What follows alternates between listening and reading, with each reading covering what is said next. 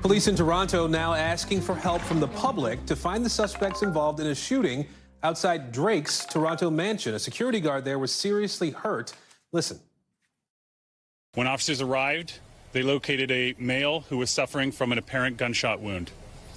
That male was taken to hospital in serious condition. So I want to show you some aerial images here of the rapper's home. This is in the aftermath of this incident.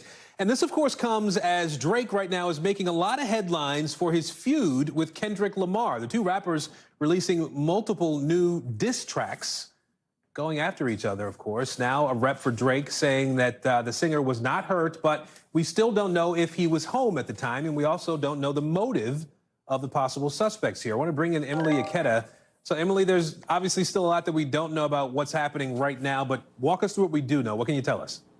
Hey there, Aaron. Well, I can tell you at this hour, there's still a heavy police presence outside of Drake's Toronto mansion, and police say that will continue to be the case in the coming days because there is this active manhunt underway as they try to pin down the suspect or suspects of this drive-by shooting.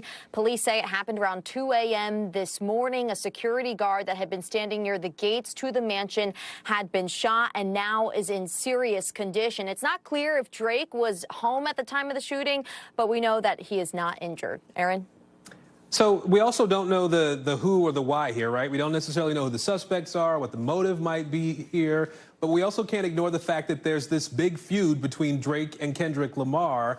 So I can't help but to wonder if that's being looked at as potentially something that could be involved here, whether this was an overzealous fan of Kendrick Lamar maybe who went to Drake's home. What do you think? Well, I'll say this, Aaron, at this point, again, just underscoring, can't underscore enough that we don't know the motive, but even police are acknowledging that they are aware of this increasingly escalating rap battle between Kendrick Lamar and Drake. Take a look at this. Even in the last week and a half or so, they have exchanged 6 diss tracks, touching on a range of topics from Ozempic to size shaming to authenticity of music, and they've grown increasingly personal and serious. One of Kendrick Lamar's video even shows an aerial of Drake's home, the home that is now the scene of a shooting. We reached out to both of the reps for comment, but have not heard back. Aaron?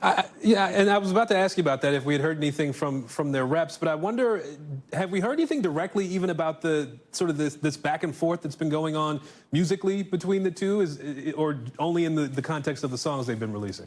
They've really been focusing on the content of the songs. Drake has addressed some of the allegations. You know, in one of the songs, Kendrick Lamar suggested that he was a pedophile. Drake denying those allegations in one of the songs. So we've seen a bit of a back and forth and then some, and we could continue to see that in the days to come, Aaron. Thanks for watching. Stay updated about breaking news and top stories on the NBC News app or follow us on social media.